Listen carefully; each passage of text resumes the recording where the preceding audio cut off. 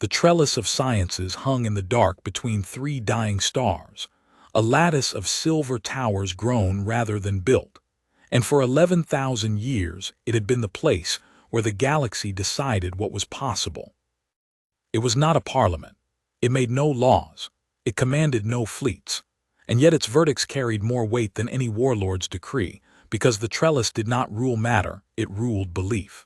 When the assembled minds of 40 species declared a thing impossible, the 40 species stopped trying, and the impossible thing stayed impossible, generation after generation, sealed not by any wall but by the quiet consensus that no one worth listening to still bothered to knock. On the day the story truly began, the trellis was voting on humanity. Sera Vance stood at the back of the convocation hall, and she was aware, with the particular sharpness of the very young in a room full of the very old, that she was the least important person present. She was 24 years old by the reckoning of her birth world. She wore the plain gray of a junior systems engineer, and her credentials described her as an observing technical attaché, which was the trellis's polite phrase for someone permitted to watch but not to speak.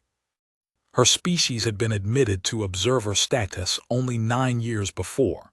In the long memory of the towers, humanity was an infant that had wandered in from the cold and was still being decided about. Around her rose the tiers of the convocation, filled with the delegates of civilizations older than her son's third planet. The Veeth occupied the high galleries, tall and slow and beautiful, their skin the pale blue of deep ice, their eyes clouded with the cultivated patience of a people who measured research programs in millennia. The Corinth sat lower and forward, broad and armored and gold-scaled, the only species in the hall who had come with an honor guard. And in the central well, in the seat of the archivar, sat Thas Vale, oldest of the Veeth, keeper of the trellis's great catalogue of the possible and the closed. He was speaking about the dark sector. For 26,000 of your standard years, the archivar said, his voice carried to every ear by the hall's living acoustics, the assembled sciences have pursued the coupling problem. We have poured the wealth of 100 civilizations into it. We have built instruments the size of moons. We have sacrificed generations of our finest minds to the question, and the question has answered us the same way every time. On the great display that filled the well, a slow rotation of numbers bloomed, the elegant, defeated mathematics of a problem that the galaxy's best had gnawed to the bone. Sera knew the shape of it the way every engineer in the hall knew it. The universe was not mostly made of the matter that made stars and ships and bodies. It was mostly made of something else, a vast dark ocean, 5 times heavier than everything luminous, that passed through worlds and fleets and flesh without so much as a whisper. It had shape. It had gravity. It gathered in halos around galaxies and held them from flying apart. It was, by mass, the true substance of creation, and the bright things that every species had ever built floated on it like foam on a sea they could not touch.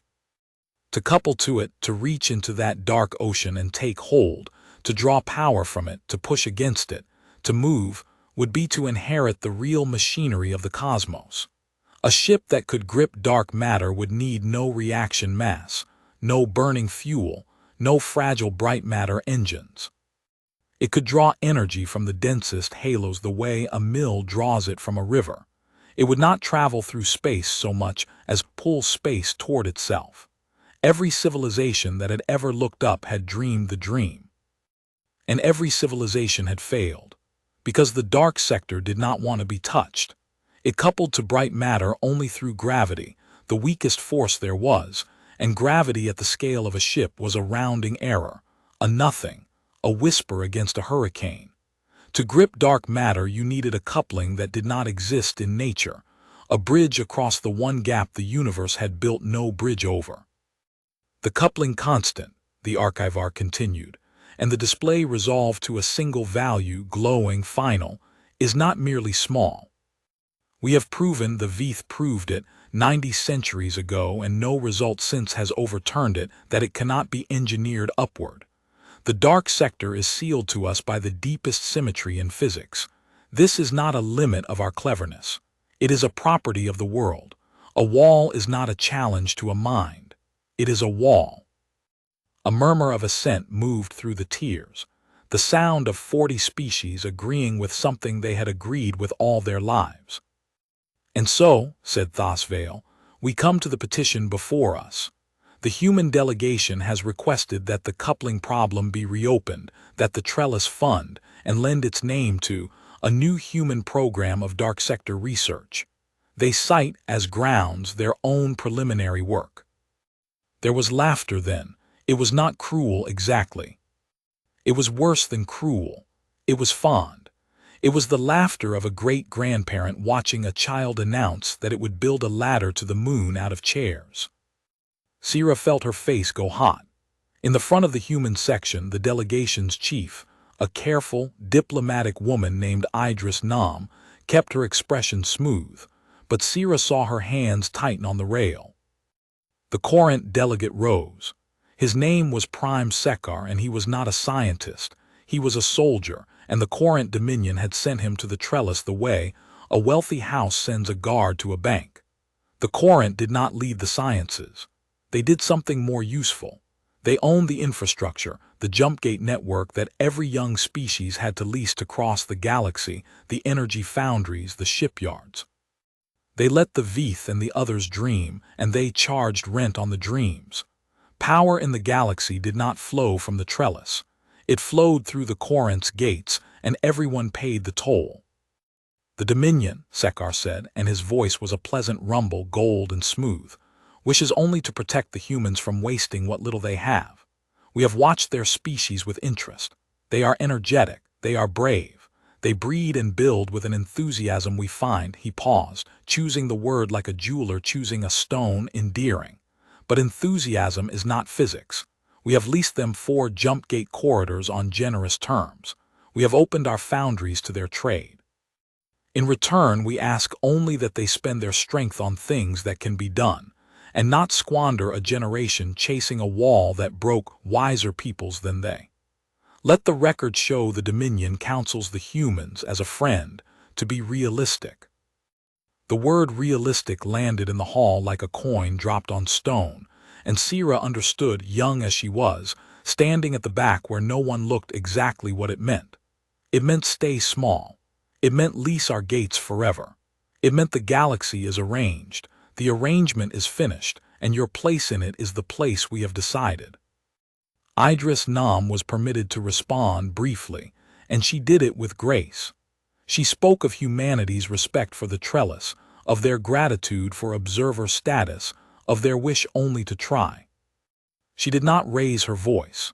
She did not mention the years of quiet correspondence in which human requests for shared data had been declined, deflected, lost. She was a diplomat, and she played the losing hand the way a diplomat must with dignity, to preserve the chance of a better hand later. The vote was not close. The trellis declined to reopen the coupling problem. It affirmed, for the 90th odd time in its history, that the dark sector was sealed. It thanked the human delegation for its charming ambition and encouraged it toward more attainable goals. The archivar closed the session with a blessing in the old Veeth tongue, a phrase that translated roughly as "May you learn the size of the world." The delegates filed out through the silver halls. The Veeth drifted in their slow, beautiful clusters. The Corinth swept past with their honor guard, and Prime Sekar, passing the human section, inclined his great gold head to Idris Nam with a courtesy so perfect it was indistinguishable from contempt. Sera did not file out. She stayed at the back, staring at the great display which had not yet gone dark. The defeated mathematics still hung there, glowing, the proof that the wall was a wall. She had been reading that proof for a year. She had brought it apart, line by line, on the long transit out to the trellis, because she was young and thorough, and had nothing better to do on a 2-month flight than to understand the things she was going to watch be denied. And somewhere in the reading, in a footnote to a lemma, in an assumption so old and so universally granted that no one had questioned it in 9,000 years, she had found a place where the proof did not quite close. It was not a mistake. The Veeth did not make mistakes. It was an assumption, a reasonable, obvious, load-bearing assumption that the coupling had to be attempted at the scale of the whole ship, the whole apparatus, all at once, because that was how every force anyone had ever used had worked. Push on a thing, the whole thing moves. It was so obviously true that the proof did not bother to state it. It simply used it, the way you use the floor. But dark matter was not like the forces anyone had ever used. And Sera, 24, staring at a proof the galaxy had trusted for 90 centuries, had a thought so simple and so heretical that she had told no one, not even Idris, not even her own logs. What if you did not try to grip the whole ocean at once? What if you did not try to grip a lot of it at all?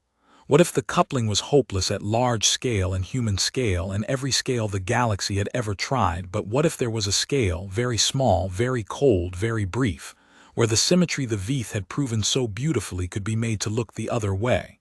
Not broken. The Veith were right, it could not be broken, but coaxed, folded. Made to flicker, for an instant in a volume smaller than a fingertip, and then that flicker chained to the next, and the next, a cascade of tiny couplings that summed, across a properly built lattice, to a grip on the ocean that no single instrument could ever achieve. It was probably wrong. It was almost certainly wrong. 90 centuries of the finest minds in creation had said it was wrong, and they had said it with proofs, and Sera Vance was a junior systems engineer whom the trellis had not even allowed to speak. But she stood at the back of the emptying hall, and she looked at the footnote in her memory, and she felt the particular vertigo that comes when you suspect, only suspect, but suspect with your whole body, that the entire adult world is confidently, magnificently wrong about something, and that you, specifically you, small and unimportant and 24, might be the one who can see it. Idris found her there a while later. The delegation chief looked tired in the way that dignity is tiring. "Don't take it hard," Idris said. "We didn't come here to win, we came here to be seen. They've seen us now, that's a beginning." "They laughed," Sera said. "They did." Idris looked at the display, at the glowing wall of the proof. "You know what the worst thing about that laughter is? It's not that they think we can't. It's that they've stopped being able to imagine that anyone could. That's what 11,000 years does to a mind. It doesn't make it wiser. It makes it certain. And certainty," she turned away from the display, "is the only thing in this whole galaxy that dark matter and old empires have in common. It's the heaviest thing there is, and it doesn't glow, and it holds everything exactly where it is." Sera said nothing. She was not, yet, ready to say the thing she was thinking. She had learned, young as she was, that a suspicion spoke in too early days of exposure, that some ideas must be grown in the dark before they can bear light. So she only nodded, and gathered her tablet and walked out with the delegation through the silver halls, past the honor guard of the Corinth, out to the transit ring where their small human ship waited to carry them home the long, slow way, through 4 leased corridors, paying the toll at every gate. But on the 2-month flight back, while the rest of the delegation slept or grieved or drafted careful reports about the value of being seen, Sera Vance sat alone in the ship's cramped engineering bay, and she opened the footnote, and she began, quietly, thoroughly, in the way of the young who do not yet know which walls are real, to knock. She did not tell them she was knocking. She told the logs she was running diagnostics. She requisitioned, under innocuous headings, the records of every failed coupling experiment the galaxy had ever published, and the galaxy, so certain the problem was dead, had published all of them freely, the way you leave the door open on a room no one goes into anymore. 26,000 years of failure, catalogued, indexed, and abandoned. To the trellis it was a graveyard. To a 24-year-old engineer with a heretical footnote and a 2-month flight, it was the largest set of clues anyone had ever assembled about how not to solve a problem, which is only ever one clever inversion away from how to. She did not sleep much. She told herself she was only checking.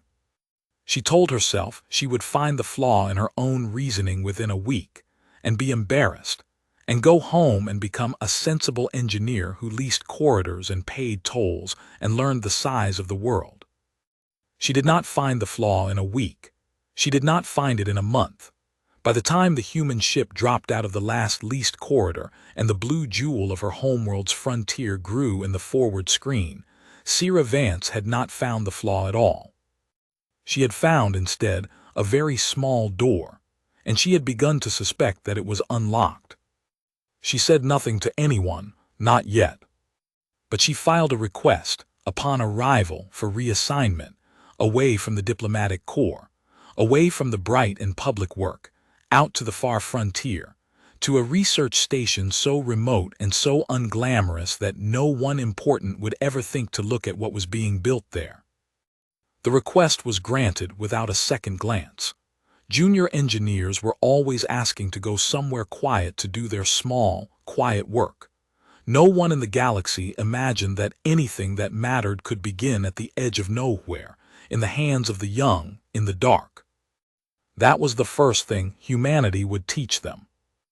The station was called Meridian Deep, and it sat at the bottom of a gravity well no one wanted, in orbit around a dead brown dwarf on the ragged edge of human space. Its official purpose was materials science, the testing of hull alloys under extreme cold, which was true and boring, and exactly the kind of work that made the rest of the galaxy's eyes slide off it like water off glass.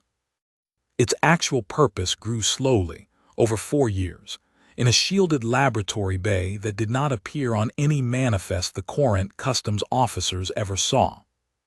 Sera did not build it alone. That was the first lie the story would later tell about her, and she hated it every time she heard it, the tidy legend of the lone genius, the girl with the footnote, the miracle from one mind. It was never one mind. The footnote had been hers. The first crazed intuition had been hers. But a footnote does not become a fleet without 1,000 hands, and she spent the 4 years at Meridian Deep learning the hardest lesson the young learn, which is how to make other people believe in a thing that does not yet exist. The first person she convinced was a woman named Halcyon Reyes, the station's cryogenics chief, who was not young at all, who was, in fact, old enough to have voted for Sera's reassignment out of sheer disinterest. Reyes had spent 30 years perfecting the art of cold, of temperatures a hair above the absolute floor of the universe, and she listened to Sera's heresy for 2 hours in the station's dim commissary with her arms folded and her face like a shut door. "You want to make the symmetry flicker," Reyes said at last. "The one the Veeth proved can't be broken."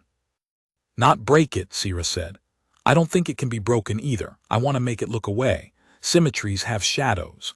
Below a certain temperature in a small enough volume for a short enough time, the shadow gets long. There's a window. The Veeth never looked for it because they were always trying to grip the ocean with both hands. Nobody grips an ocean, but you can wet one finger." "And what do you do with a wet finger?" "You chain it," Sera said. "A billion fingers. A lattice of them, each one flickering the coupling for a picosecond, each flicker handed to the next before it collapses, so the grip never lives longer than the window but never dies. Standing wave.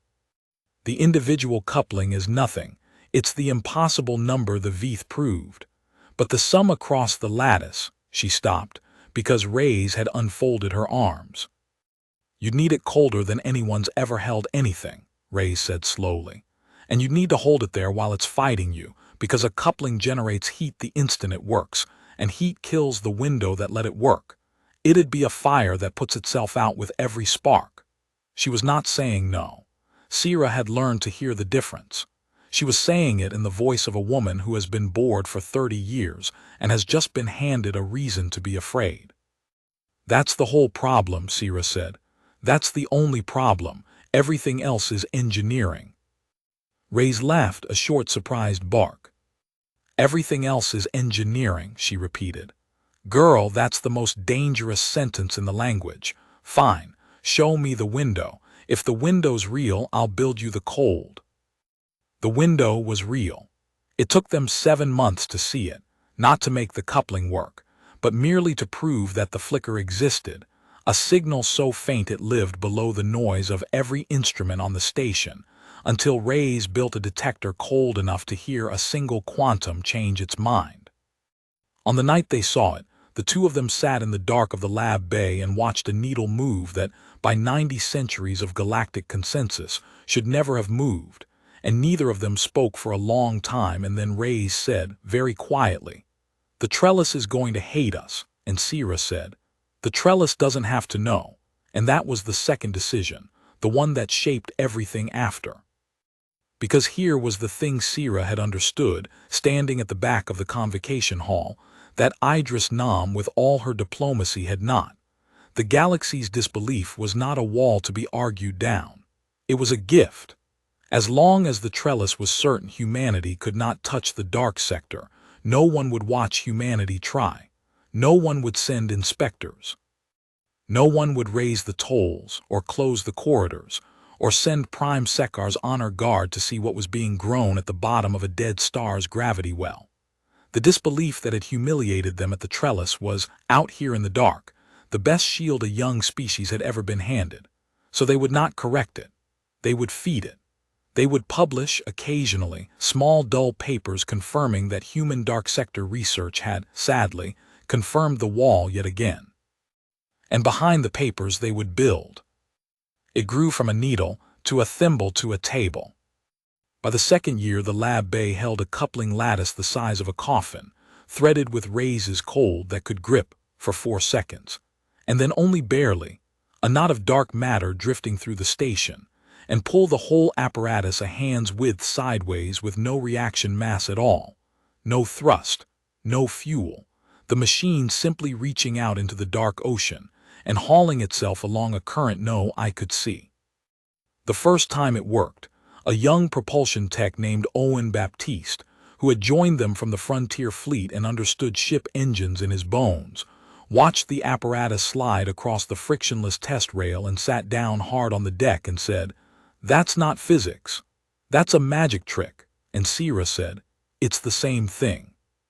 It's just a magic trick nobody's learned yet," and helped him up. They were not, any of them, what the legend would later make them. They were tired and underfunded and frightened and young, most of them young, because the young were the ones who could still be reassigned to nowhere without questions, and because the young had not yet had 90 centuries of certainty poured into them. Baptiste was 26. The lattice mathematician, a quiet man named Thomas Way who could see the standing wave in his head like a sculpture, was 28. Reyes was the elder of them all, and she guarded them like a mother wolf, forging requisitions, burying the real work under mountains of dull alloy reports, lying to Corinth customs officers with a serenity that would have gotten her a diplomatic post if she'd wanted one. They lost people. That too, the legend would smooth over.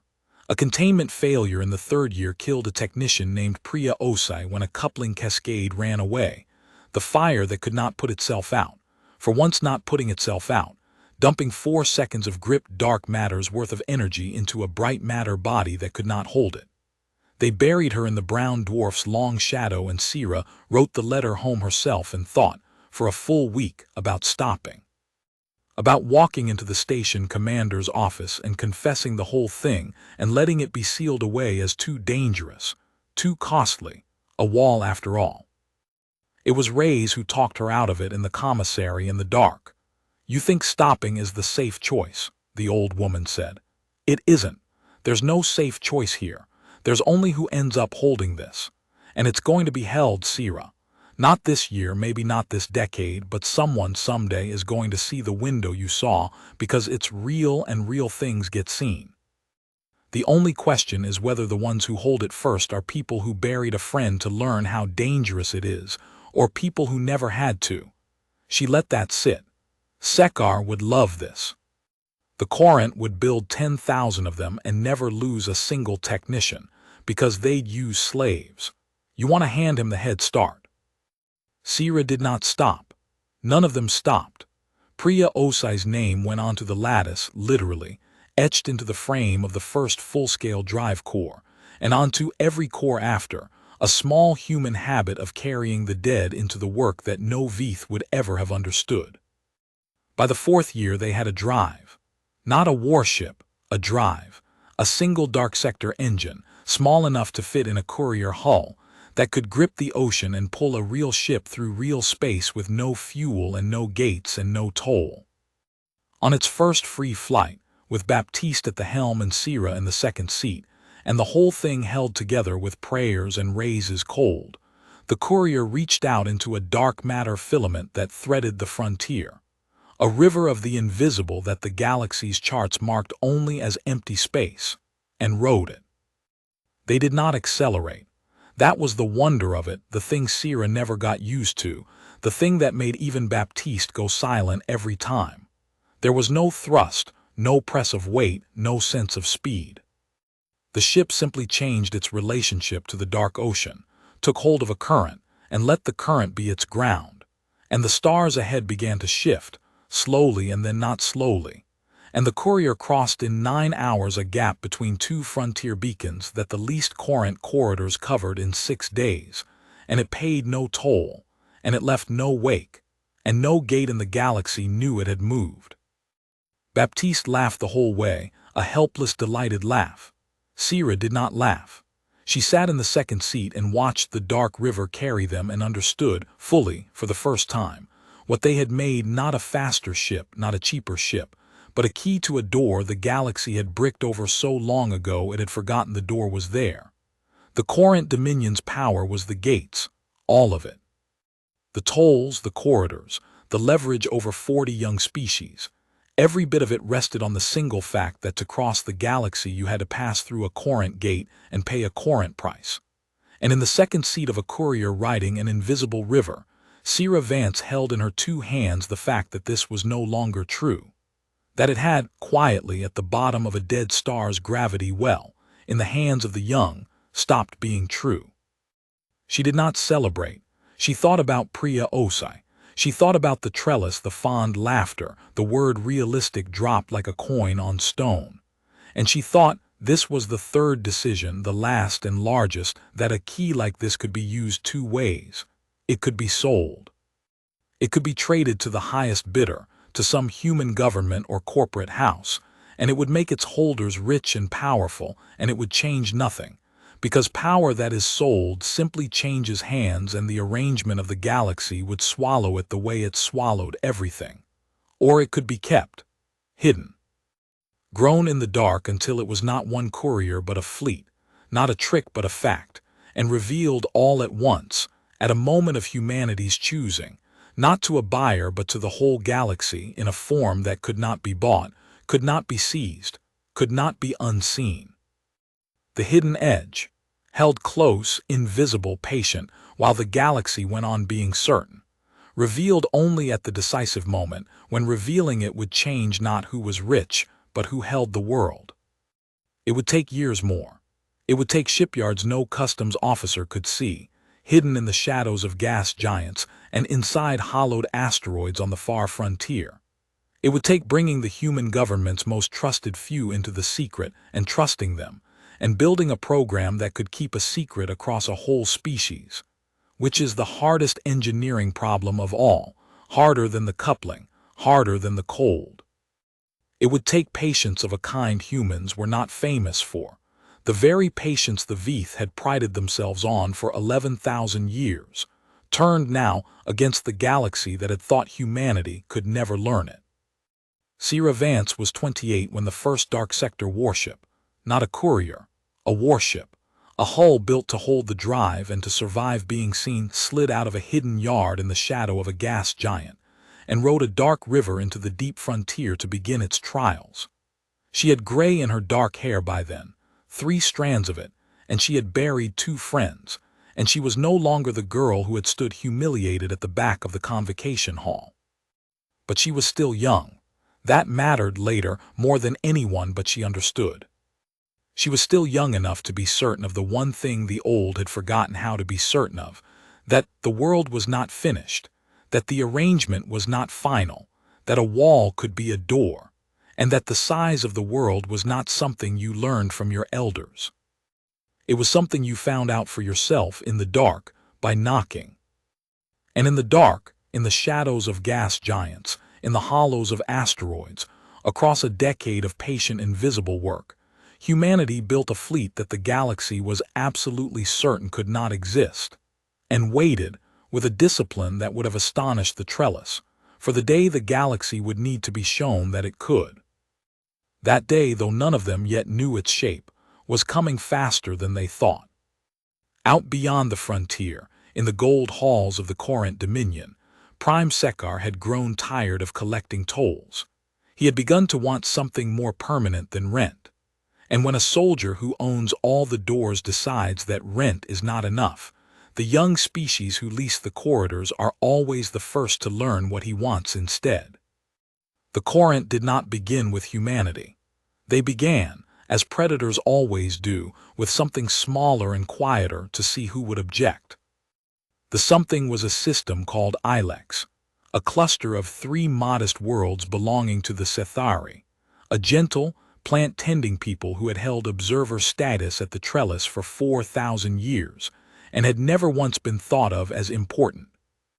Ilex sat astride a junction of 4 jump-gate corridors, and for millennia the Sethari had paid their tolls and grown their gardens and troubled no one. Then the Corinth announced, in language of exquisite courtesy, that the junction was of strategic significance to the security of the network, and that the Dominion would be establishing a protective administration over the Ilex system for the good of all who use the gates. It was an annexation. Everyone knew it was an annexation. The Sethari appealed to the trellis, and the trellis, which ruled belief and not fleets, expressed grave concern, issued a beautifully worded censure and did nothing, because there was nothing it could do. Power in the galaxy flowed through the gates, and the gates were Sekar's, and a censure does not close a gate. Sera watched it happen from Meridian Deep, which was no longer a sleepy alloy station, but the secret nerve center of a program that now spanned a dozen hidden yards and thousands of people.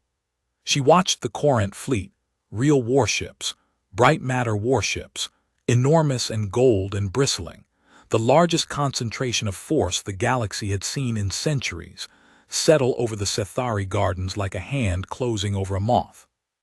She watched Sekar's protective administration begin stripping Ilex of its resources under the fiction of security fees, and she understood that the annexation of a gentle gardening people 4,000 light-years away was not really about Ilex at all. It was a demonstration. It was Sekar standing in the gold halls announcing to every young species in the galaxy, "The arrangement has changed. Rent is over. I own the doors, and now I am coming to own what lies behind them, one system at a time, and no one, not the trellis, not the ancient Veeth, not you, can do anything but pay." "He's going to do us next," Owen Baptiste said. He was 32 now, a fleet commander in a fleet that officially did not exist, and he stood in the Meridian Deep Command Bay with his arms folded, looking at the tactical display where the Corinth fleet hung over Ilex like a golden wound. "Not this year, but he's mapping us. The corridor leases, the foundry contracts.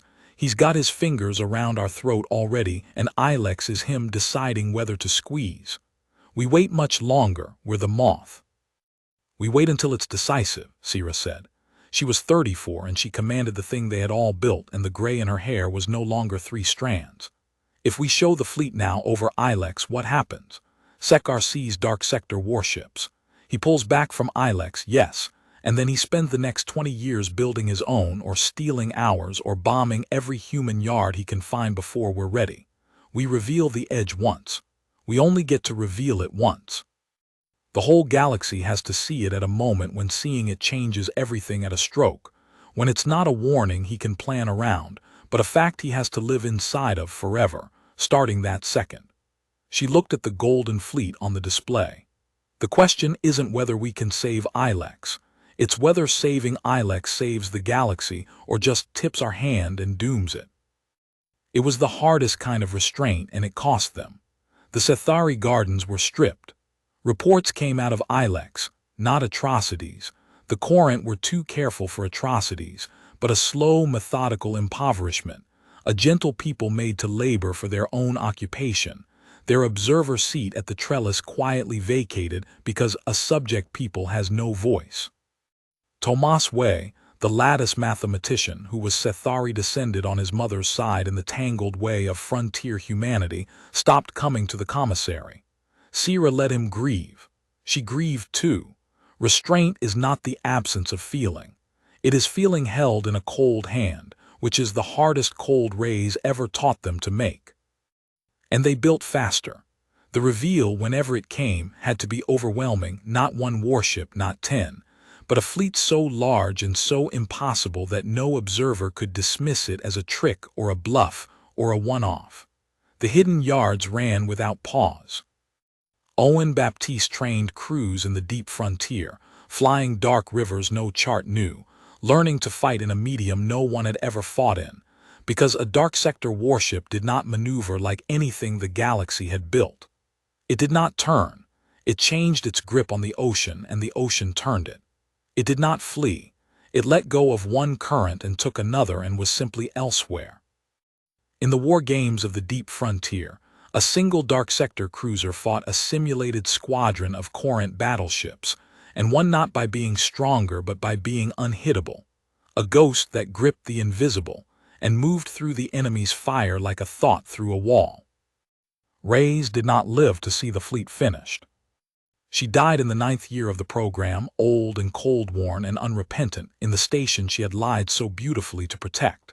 Sera sat with her at the end. "Did we do the right thing?" Sera asked her, keeping it hidden, letting Ilex fall, and Rays, who had spent her life a hair above the absolute floor of the universe and was not afraid of the cold, said, "There's no right thing. There's only the thing you can live with, done as well as you can do it and paid for honestly." She gripped Sera's hand with what strength she had left. "You've paid honestly, girl. Every friend we buried you paid for. Don't you dare sell it cheap at the end." And then she was gone, and her name went onto the drive core of the flagship, beneath Priya Osai's, beneath all the others, a lattice of the dead who had built the thing to grip the dark. The decisive moment, when it came, did not come at Ilex. It came at the trellis itself. 10 years after humanity had been laughed out of the convocation hall, Prime Sekar of the Corinth Dominion did the thing that no one in 11,000 years had ever dared to do. He moved his fleet against the trellis of sciences. His pretext was flawless, as his pretexts always were. The trellis, he declared, had become a nest of sedition, a gathering place where the galaxy's subject and lesser peoples plotted against the stability of the network. The censure over Ilex was cited as proof. The trellis had presumed to judge the Dominion. The Dominion would now judge the trellis. Sekar announced that he would attend the next full convocation in person, escorted by the Dominion's Grand Fleet, to restore the sciences to their proper harmony with power, which meant, everyone understood, that he was coming to break the last institution in the galaxy that could tell civilizations what to believe, and to replace its verdicts with his own. He would stand in the Archivar's own well and make the trellis declare before all 40 species that the arrangement of the galaxy was Sekar's arrangement, final and eternal, blessed by the sciences themselves. It was, Sera understood the moment the news reached Meridian Deep, the decisive moment. There would not be a larger one. Every species in the galaxy would be watching the trellis, the ancient Veeth in their high galleries, the gentle occupied peoples, the young leaseholders, the whole architecture of the possible and the powerful gathered in one hall while a soldier came to tell them what they were allowed to be. If humanity's edge was ever to be revealed at a moment that changed who held the world, it was this one. Reveal it here before all of them at the throat of the whole galaxy's belief, or reveal it never. "He'll bring everything," Baptiste said. They were in the command bay, the whole senior circle, the fleet finally ready in the hidden yards, 91 dark sector warships, the largest thing humanity had ever built, every hull carrying the etched names of the dead in its core. The Grand Fleet, 600 battleships, maybe more. He's not going to the trellis to negotiate. He's going to sit in that hall with enough guns overhead to sterilize the towers and dare anyone to breathe wrong. And the trellis will fold, said Tomaswe quietly. He had come back to the circle, thinner, older, carrying ilex in his eyes. The Veeth will do what the trellis always does. They'll express grave concern and they'll fold, because folding is the only move they have left and Sekar knows it. He's not walking into a trap, he's walking into a coronation. Sera stood at the tactical display and looked at the slow gold gathering of the Grand Fleet, 600 and more battleships beginning their long procession toward the towers between the three dying stars. She thought about the girl at the back of the convocation hall, unimportant, unpermitted to speak, watching the galaxy laugh. She thought about the footnote. She thought about Ray's last words, "Don't you dare sell it cheap at the end." She thought about Ilex, and the price of restraint, and the friends etched into the cores. "He thinks he's walking into a coronation," she said. "Let him keep thinking it. Right up until the last second. He has to keep thinking it all the way to the well, all the way to the moment he opens his mouth to make the trellis kneel." She turned to face the circle, Baptiste, Way, the young commanders who had grown up in a program that did not exist, flying ships the galaxy swore could not be built. The whole galaxy is going to be in that hall or watching it. The Veeth, the occupied peoples, every young species Sekar's got by the throat, they're all going to watch him win. And then, at the exact moment he wins, not before, they're going to watch the arrangement of the galaxy end. She keyed the order that the program had been built, across 10 years and a dozen hidden yards and every buried friend, to one day give. Bring the fleet up. Dark rivers only, no gates, no wake. We arrive at the trellis the moment Sekar stands to speak, not 1 second before. He wants the whole galaxy watching. Good. Her voice did not rise. Restraint held in a cold hand all the way to the end. So do we. 91 warships slid out of the shadows of gas giants and the hollows of asteroids, took hold of the invisible rivers that threaded the dark between the stars, and vanished not into any gate, not down any corridor the Coran owned, but into the ocean the galaxy was certain no one could touch. They left no wake. No beacon saw them go. Across the vast dark, riding currents no chart had ever drawn, humanity's hidden edge moved toward the trellis of sciences, silent, patient, unbelieved, and very nearly upon them.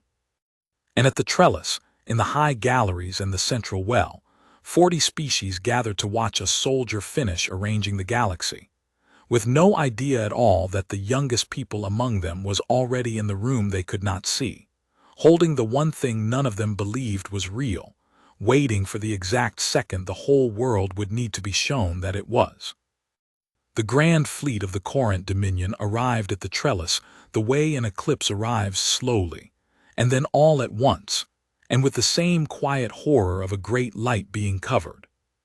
640 battleships dropped out of the jumpgate corridors in perfect procession, gold hulls catching the wan light of the three dying stars, and took up station in a vast shell around the silver towers.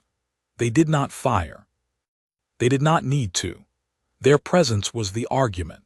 From the high galleries of the convocation hall, through the great transparent panes that had for 11,000 years shown only the peaceful dark, the assembled delegates of 40 species watched the sky fill with guns, and understood, without a word being spoken, exactly what was being said to them. Prime Sekar entered the hall on foot, which was itself a kind of insult, the conqueror walking unhurried into the temple of the conquered. His honor guard had grown. There were 40 of them now, gold-armored, and they took positions along the tiers with the ease of soldiers who did not expect to be resisted. The delegates made way. The gentle occupied Sethari, brought to witness their master's triumph, pressed back into their seats. The young leaseholders, the humans among them, a small delegation led by an aged Idris Nam, who had spent 10 years being seen and never once winning, sat very still. In the central well, Archivar Thosvale waited. He was older now, closer to the end of even a Veeth's long life, and he watched the soldier come toward his seat with the clouded patience of a people who had measured everything in millennia, and now discovered that millennia could end in an afternoon. "Archivar," Sekar said, and his voice filled the living hall the way it had 10 years before, gold and smooth and pleasant. "I thank the trellis for receiving me." "The trellis did not receive you, Prime Sekar," said Thasvale, with the last dignity of the powerless. "The trellis was compelled." "There is a difference, though I do not expect the Dominion to honor it." "There is a difference," Sekar agreed, unbothered. "Compulsion is honest. Reception is a courtesy the weak extend to the strong to pretend they had a choice. I prefer honesty." He ascended toward the well, toward the seat of the Archivar, and his 40 guards watched the 40 species, and 640 battleships watched the towers, and the whole galaxy, for it was all being carried, every second of it, to every world that had ever leased a gate, watched the last free institution in creation prepare to be told what it was allowed to believe. "For 11,000 years, Sekar said, turning to address the tiers, the galleries, the watching worlds, this hall has decided what is possible. The Veeth in their wisdom, the sciences in their patience, and I have come to honor that." He did not sound as though he were lying, which was the most frightening thing about him. "I honor it by making it true. You have said for 11,000 years that the arrangement of the galaxy rests on certain foundations that cannot be changed. The gates cannot be crossed without the Dominion. The tolls cannot be escaped. Power flows where power flows, and it cannot flow otherwise. You have called these things impossible to change. I have come only to ask the trellis to bless what it already believes, to declare before all the peoples of the galaxy that the arrangement is final, that the Dominion's order is the natural order, and that no one, no science, no world, no dream will ever change it. You need not fear me. You need only agree with yourselves." It was, Sera would think later, the most honest thing Sekar ever said and the most damning. He was not asking the galaxy to believe a new lie. He was asking it to confess the old one. To stand up, all of it, the Veeth and the sciences and the 40 species, and say aloud the thing they had always half believed, that the world was finished, that the arrangement could not be changed, that the size of the world was known. Thasvale rose slowly from his seat. His clouded eyes moved across the hall, across the occupied Sethari, across the trembling young leaseholders, across the aged human delegate Idris Nam, who sat very straight and looked, for reasons no one else in the hall could have named, strangely unafraid. The Archivar opened his mouth to speak the surrender that would seal the galaxy. And in every account that survived, in every telling across every world for 1,000 years after, this was the moment, the exact moment, Sekar standing in the well, the Archivar's mouth open, 640 guns overhead, the whole galaxy watching the world be closed forever. This was the second Sera Vance had waited 10 years for. The stars went out. Not truly, but that was how the delegates in the galleries described it afterward, the ones who had been looking up through the great panes at the gold shell of the Grand Fleet. Between one heartbeat and the next, the space around the Corinth battleships simply filled. Where there had been peaceful dark, there was now them. 91 hulls, black as the space between galaxies, unlit, unadorned, materializing not from any gate, not from any corridor, not with the flare and violence of a translation the censors could see, but simply present as though they had been there all along, and the galaxy had only just remembered how to see them. They did not drop out of the sky. They rose out of the dark itself, out of the ocean no eye could touch, and they took station around the Grand Fleet the way the Grand Fleet had taken station around the towers, a shell inside a shell, the hunters inside the hunt. There was no alarm at first. There could not be. Every sensor in the Corinth Fleet, every instrument in the trellis was built to detect the things the galaxy knew how to build: the flare of a gate, the drive glow of an engine, the reaction mass of a moving hull. The Dark Sector warships had none of these. They burned no fuel. They flared no gate. They moved by gripping the invisible, and to the entire watching galaxy they were, until the instant they chose to be seen, simply not there. 91 warships had crossed the whole vast dark and closed a noose around the largest fleet in creation. And the first anyone knew of it was when they looked up and saw the stars had grown teeth. In the convocation hall, the silence broke into sound, not screaming, not yet, but the vast collective intake of breath of 40 species seeing, simultaneously, a thing they had spent their whole civilizational lives being certain was impossible. Prime Sekar turned from the archivar and looked up through the great panes, and for the first time in the memory of anyone present, the gold soldier's face changed. "Report," he said to no one, to his fleet, to the honor guard fumbling at their comms. "What are those?" "Report." His flag captain's voice came through, and it was the voice of a professional soldier trying and failing to keep the impossibility out of his tone. Prime, they read as nothing. No drive signature, no gate translation.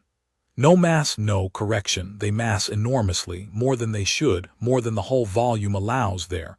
Prime, the instruments say they aren't there and the eyes say they are. We cannot target what the instruments say isn't. And then the demonstration began, and it was Sera's, and it was merciful, and it was the most terrifying thing the galaxy had ever been shown. One dark hull moved. It did not accelerate, there was no flare, no thrust, no visible force. It simply changed its relationship to the ocean, and was suddenly elsewhere, crossing 30,000 kilometers between one blink and the next, appearing alongside the flagship of the Grand Fleet, the vast gold battleship that was the pride of the Corinth Dominion. And then the dark hull reached out, not with a weapon, not with fire, but with the drive itself, the coupling lattice, gripping the dark matter that threaded through the Corinth flagship's own hull, the invisible ocean that passed through every ship and every body and every world, and it pulled. The Corinth flagship, 600 meters of gold and armor and guns, the mightiest bright matter warship the galaxy had ever forged, moved.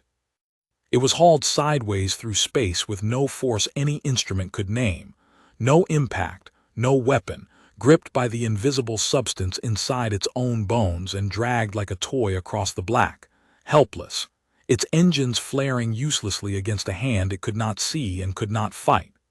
The dark hull did not damage it. That was the mercy and the message both. It simply took hold of the greatest ship in creation by the dark matter in its heart and moved it wherever it wished, gently, contemptuously, the way an adult moves a child's chair, and then let it go, spinning slowly, its crew alive, its hull intact, its power ended. In the convocation hall, Prime Sekar of the Corinth Dominion stood in the well of the trellis of sciences with his mouth still open on the surrender he had come to demand, and watched his flagship be moved by a ship that touched the untouchable, and did not speak. And into the silence, a single comm channel opened, broadcast to the whole hall, to the whole fleet, to every watching world in the galaxy, and a human voice came through it. It was not loud. It did not need to be.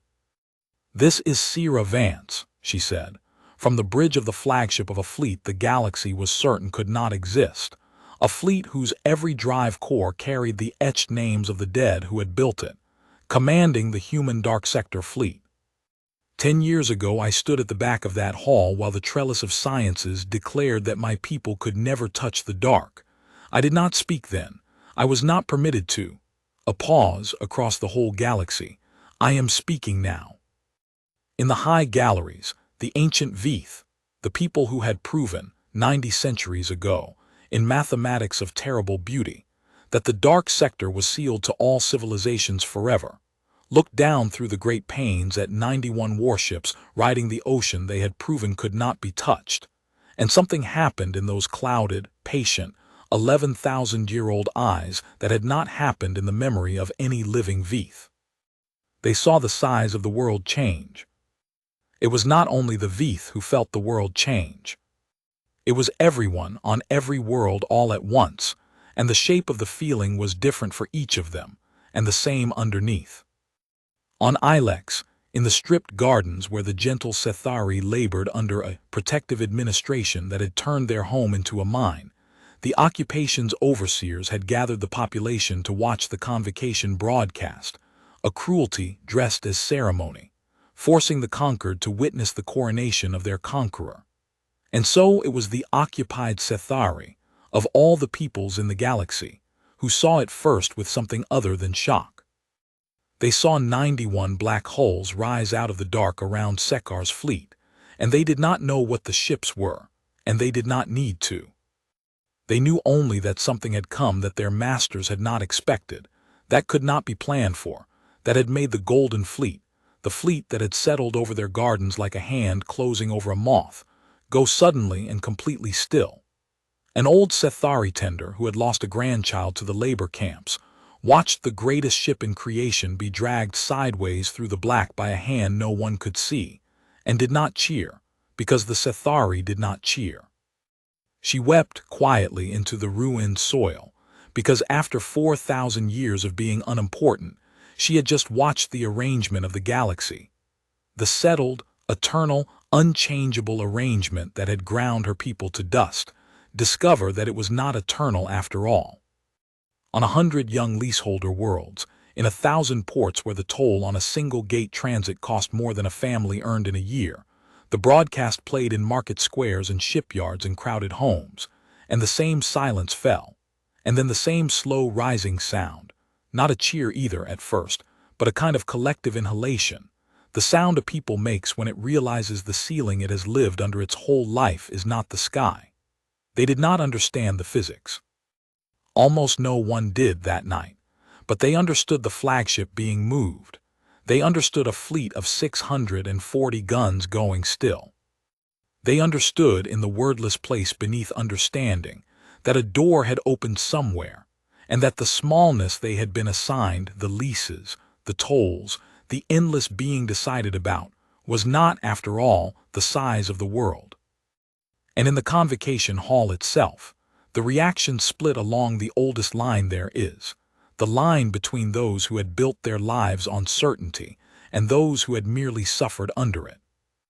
The Corinth Honor Guard, gold-armored, 40 of them ranged along the tiers, did not know what to do, because their whole training assumed that force answered force, and there was nothing to point a weapon at that a weapon would help against. 2 of them raised their guns anyway, toward the great panes, toward the black hulls beyond, and their own prime without turning said no, in a voice gone quiet, because Sekar at least understood that firing a weapon at the ocean was the act of a being who had not yet grasped that he was standing in it. The Veeth in the high galleries had gone utterly still, and it was the stillness not of fear, but of a people watching the foundation of 11,000 years of thought be gently, irreversibly moved. They had proven the wall.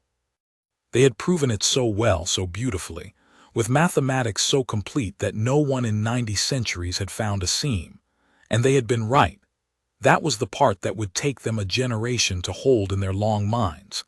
They had been entirely right, and it had not mattered, because being right about the wall had made them stop looking for the door, and a people who stops looking is a people that a younger people walks past in the dark. One of the ancient Veeth, a research mother named Assault who had spent 400 years of her life on the coupling problem before declaring it closed, would say, long after, that the moment she saw the human warships was the moment she understood the difference between knowledge and wisdom. We knew everything about the wall, she said. We knew its every property. We had made knowing the wall our life's work, and our children's and theirs. And in all that knowing, not one of us had kept the simple wisdom of the young, which is not to mistake the edge of your knowledge for the edge of the world. On the bridge of the human flagship, riding the dark river above the frozen fleet, no one spoke for a moment after the first grip took hold. They had run it 1,000 times in the deep frontier, against simulations, against each other. They had never run it here, over the trellis, with 40 species watching and 600 real guns below, and the whole meaning of 10 years hanging on whether the lattice held. It held. Owen Baptiste at the helm watched the Corinth flagship spin free and gentle and helpless where his hull had set it, and let out a long breath, and said very quietly so only the bridge could hear, "That's not physics, that's a magic trick." It was the thing he had said the first time in the lab bay, sitting on the deck. He said it now the way a man says a prayer he has said all his life. "It's the same thing," Sera answered, not looking away from the display, the old exchange between them worn smooth as a river stone. "It's just a magic trick nobody's learned yet. Now they've all seen it. Now everybody learns." Tomas Way was at the lattice station, and the lattice, the standing wave he could see in his head like a sculpture, the billion tiny couplings chained across the cold, was singing, all 91 cores of it, holding 640 ships in the palm of the invisible. He had Ilex in his eyes still. He would carry it always.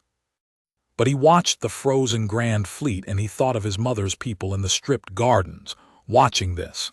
And for the first time in 10 years, the weight he carried shifted, just slightly, from grief toward something that might one day, given time, become peace. He said nothing. He only rested his hand on the console, over the etched names in the core beneath it, Priya Osai and Halcyon Rays and all the rest, and held the ocean steady, and let the dead be part of the holding.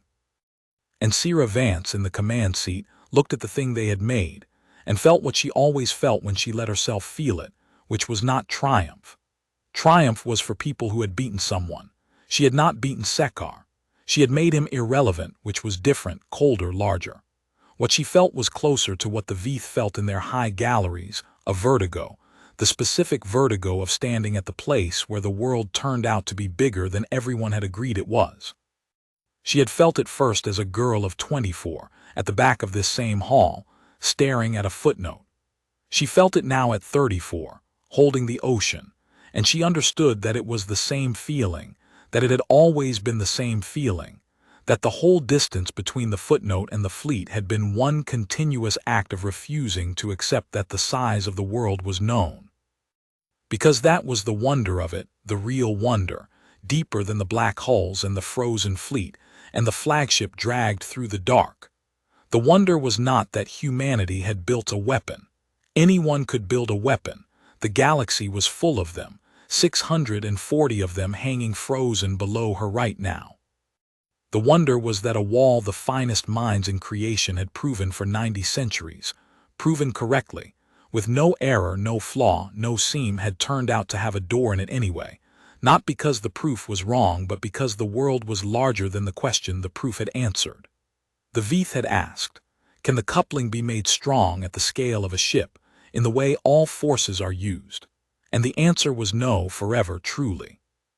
But there had been another question underneath, one no one had thought to ask because the first answer was so complete, so satisfying, so final. Can the coupling be made to flicker, small and cold and brief, and chained across a lattice into a grip on the ocean no single instrument could hold?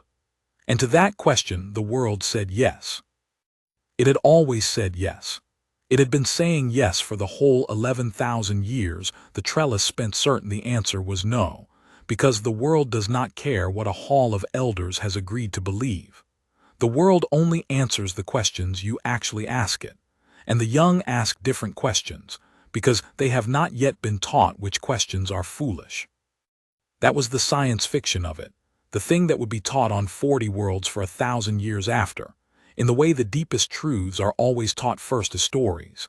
That the dark ocean 5 times heavier than everything luminous, the true substance of creation, the thing every civilization floated on and none could touch, had been touchable all along, by anyone willing to be cold enough, patient enough, small enough in their reaching, and young enough not to know that reaching was hopeless. The ships that hung black over the trellis were not violations of the law the Veith had proven. They were obedient to it, exquisitely obedient, more obedient than any bright matter ship had ever been. They simply obeyed a deeper reading of the law than the galaxy had ever bothered to make. They did not push against the ocean. They asked it, in the one voice it could hear, cold and brief and chained, to lend them a current. And the ocean, which had waited since before the first star for someone to ask it correctly, said yes and carried them. In the convocation hall, the delegates of 40 species watched 91 ships hold the galaxy's mightiest fleet motionless in the palm of the invisible, and slowly, across the tiers and the galleries, the silence began to change its quality.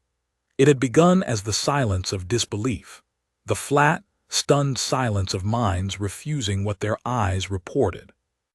But disbelief cannot survive a thing it is looking directly at, and the flagship had been moved, and the fleet had been stopped, and the black holes rode the dark that could not be ridden, plainly, undeniably, for everyone to see.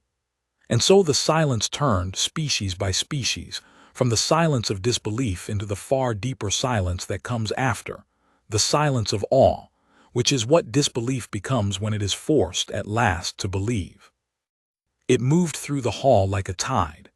The occupied Sethari felt it, and the young leaseholders felt it, and even the Corin on her guard felt it, gold-armored and lowering their useless weapons. The ancient Veith felt it most of all, because they had the most certainty to lose and therefore the most world to gain, and Archivar Thosvale stood in his well with his clouded eyes turned upward and felt, for the first time in a life measured in millennia, the specific and holy vertigo of a mind that has just discovered it is smaller than the world, which is the beginning, the only beginning there has ever been, of wisdom.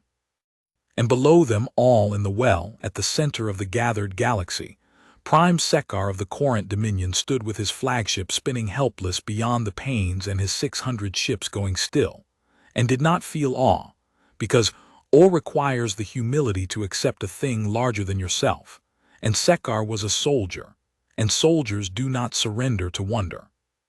Prime Sekar was a soldier, and soldiers do not surrender to wonder. Even as his flagship spun helpless in the dark, even as the whole galaxy watched, some cold professional part of him was already counting, already looking for the angle, already refusing to believe that a thing he could not understand was a thing he could not beat. 91 hulls, he said, and his voice over the open channel had found its gold smoothness again. Against 640. Impressive theater, human, a trick with one ship, but a fleet is not a magic trick and you have not fired a shot because you cannot afford to. You have shown me a toy that shoves. I have 600 battleships that burn. Move one more of my ships and I will turn the trellis to slag and every soul in it, and let the galaxy watch that instead. He turned slowly in the well, addressing the tiers, the galleries, the watching worlds, playing the only card a cornered predator has, the card of shared destruction. You have overreached, human. You cannot fight here without killing everyone you came to impress. So we are, after all, at an arrangement. Withdraw your ghosts, and I will forget I saw them, and the galaxy will go on as it was. It was a good move. Sera had known he would make it. A being who had spent his life measuring the world in force could not conceive that force was no longer the measure, could not understand that the fleet above him did not need to fire, had been built specifically so that it would never have to. Prime Sekar, she said, and her voice over the channel was very calm, the calm of a woman who had buried her friends into the cores of these ships and would not sell it cheap at the end. You think we haven't fired because we can't. Listen carefully, because I am only going to explain the size of the world to you once, and then I am going to show it to the galaxy. She gave an order that was not to a weapon. Across the vast shell of the Grand Fleet, the 91 dark hulls moved as one not to attack, but to grip. Each of them reached out into the ocean, into the dark matter that threaded through the Corinth battleships, the invisible substance that lay inside every hull and every gun and every gold-armored body, and they took hold. Not violently, not to crush. They simply gripped, all 640 ships at once, by the dark matter in their bones and held them. The Grand Fleet stopped. Engines flared and did nothing. Helms answered nothing. 640 battleships, the mightiest force the galaxy had ever assembled, hung in the dark utterly motionless, gripped by the invisible ocean inside their own hulls, unable to advance, unable to retreat, unable to turn a single degree, held in place by ships that were not touching them, that were burning no fuel, that had not fired a shot. The Corinth gunners could not aim, because a gun swings the ship a hair when it tracks, and the ships could not move a hair. The Corinth captains screamed into their comms, and the ocean did not care. Sekar's grand fleet, in the space of a single held breath, became 640 gold statues. "You wanted to know why we haven't fired," Sera said, into the immense silence. "It's because we don't have to. Your fleet is made of matter that floats on the ocean, Prime Sekar. We are the ocean's hands now. We don't have to sink your ships. We hold the water they float on. Every hull you own, every gate you own, every world you have annexed, all of it sits on top of the dark, and we can grip the dark. You threatened to turn the trellis to slag." Her voice did not rise. "You can't turn on a light. Not one of your ships will move again until I let it. Not to fire, not to flee. Not to fall toward a star if I decide to stop holding you above one. This is not a weapon that kills a fleet. It is a hand that holds the world, and you brought your whole fleet inside it." In the convocation hall, no one moved. The 40 species sat in the presence of a thing they had no language for, not a bigger fleet, not a stronger gun, but a change in the fundamental terms of power itself. The arrival of a people who had stopped playing the game of ships against ships and had reached instead into the machinery beneath the game and taken hold of the board. Prime Sekar stood in the well. He looked up through the great panes at his fleet hanging frozen and helpless in the dark. 640 ships he could not move, and the cold professional part of him finished its counting and arrived, at last, at the answer it had been refusing. He had not been outgunned. He had been made irrelevant. The whole architecture of his power, the gates, the tolls, the fleet, the ownership of every door in the galaxy, had rested on the single fact that matter must move through the paths that force allowed, and a people who gripped the dark did not need the paths. His empire had not been defeated. It had been demoted in an afternoon from the order of the world to a thing that floated on it. And there was nothing, no fleet, no threat, no shared destruction, no move at all that a being of force could make against a people who had reached beneath force itself. He was silent for a long time, and then, because he was a soldier and not a fool, he did the last thing his kind of power could do. He asked a question. "What do you want?"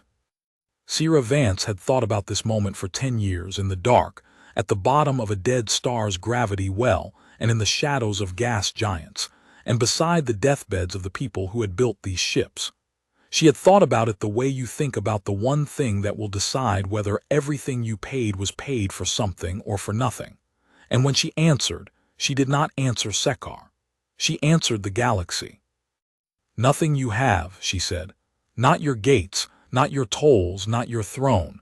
We didn't build this fleet to take your place, Prime Sekar. If all we wanted was to be the new hand on everyone's throat, we could have sold this in secret to the highest bidder 10 years ago and been rich, and nothing in the galaxy would have changed except the name of the master. That's the oldest trick there is, and it's the only one you understand, that power just changes hands and the arrangement stays. But we didn't build a fleet to change hands. We built it to change the arrangement." She let that carry, across the hall, across the galaxy, to every world that had ever paid a toll. "Here is what happens now. Your fleet lives, every soul on it alive and freed the moment you agree and not before. Ilex is freed. Every system the Dominion has annexed is freed tonight, and your protective administrations go home. And the gates," her voice for the first time carried something almost gentle, "the gates stay yours. Keep them. Charge your tolls. Because starting tonight no one has to pay them. The dark rivers belong to everyone now.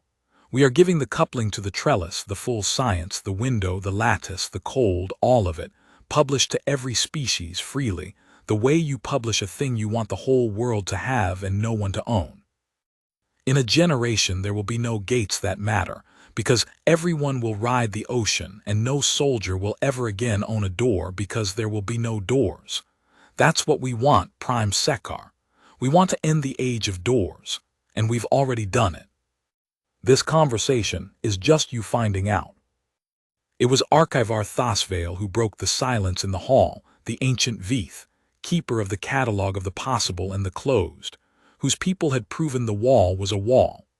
He rose in his well, and he looked not at Sekar and not at the frozen fleet but at the small human delegation in the tiers, at aged Idris Nam, and through her, at the voice on the channel, at the young human commander he had once encouraged to learn the size of the world. "You found a door," he said, and his ancient voice was not angry and it was not afraid. It held something a Veeth had not felt in 11,000 years, something the very old almost never feel again. It held wonder. "We proved there was none. We proved it for 90 centuries, and we were right. The wall is real, the symmetry holds, you did not break it, and yet—" He looked up through the great panes at 91 black hulls riding the untouchable dark. "And yet you are there. You did not break our proof. You read it more closely than we did, and you found the one word in it we had stopped questioning, because we had grown too certain to question anything. You found the size of the world was larger than the size of our certainty." Slowly, with the terrible grace of a being admitting the labor of his whole civilization had been a closed door in an open room, the archivar of the trellis of sciences inclined his head to a human. "We taught you to knock. We did not believe anyone would answer. Thank you for answering." Prime Sekar surrendered. There was nothing else to surrender to. He agreed to the terms, all of them, Ilex, the annexations, the freeing of his frozen fleet, not because he was persuaded, but because a being who deals only in force, faced at last with a power beneath force, has no move but to accept the terms of the people who hold the water. Sera let the grand fleet go, ship by ship, and 640 gold hulls drifted free and turned slowly, and went home to an empire that still had all its gates and no longer had a galaxy that needed them. The age of doors did not end that night, but everyone in the hall knew it had begun to end, and that the ending was now only a matter of time, which is the one thing the young have more of than the old. They gave the science away. That was the part the galaxy took longest to understand, and the part Sera never once regretted. Every world got the window, the lattice, the cold, the whole key. Within a generation, the dark rivers filled with the ships of 40 species, and the Corinth gates rusted, unmourned, and the gentle Sethari of Ilex rode the ocean to the trellis and took back their vacated seat, and no soldier ever again owned a door, because Sera Vance had understood the thing that Rays died knowing, that a power kept is a power that corrupts, and the only way to hold the dark honestly is to hand it, open-palmed, to everyone, so that no one can ever again be certain they own the world. She was 34 when the warships arrived at the trellis, and she lived a long time after, and she never took a throne, and the legend that grew up around her, the lone girl, the footnote, the miracle, she corrected every time patiently, listing the names etched into the cores, Priya Osai and Halcyon Rays and all the rest, the dead who had built the hand that held the dark. But there was one part of the legend she let stand, because it was true, and because she wanted the young of every species to hear it and believe it about themselves. The galaxy had been certain for 11,000 years, with proofs of terrible beauty, with the assembled wisdom of 40 ancient peoples, that no one could ever harness the dark.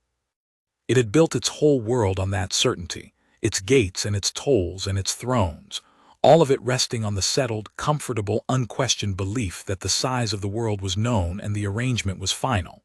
And then a young engineer at the back of a hall, unimportant, unpermitted to speak, had read the proof too closely and found the one word no one questioned and gone into the dark to knock. No one had believed humans could harness dark matter. No one had believed anyone could.